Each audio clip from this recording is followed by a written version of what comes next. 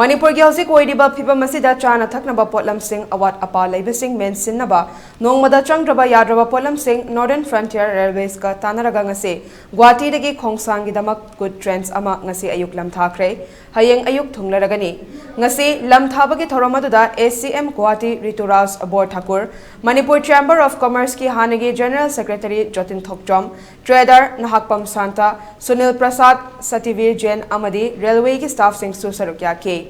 Punna wagon trani tho yauba train asida wagon amamamda metric ton humfu chali ngasi lam thakiba goods train aduda tilhau alu chini achathau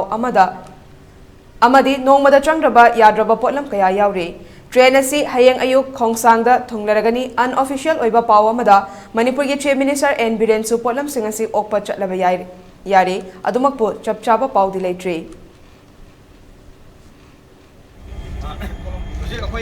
New Guwahati railway station dani New Guwahati railway station dagi Manipur ki yamna ityasik oba historical oba moment ne koi channa thangna ba alu tilong maru dagi atai dai sarap sapon chini punamak koi essential commodities ma'am koi atop jaga dagi pura si New Guwahati railway station thungare aduga railway department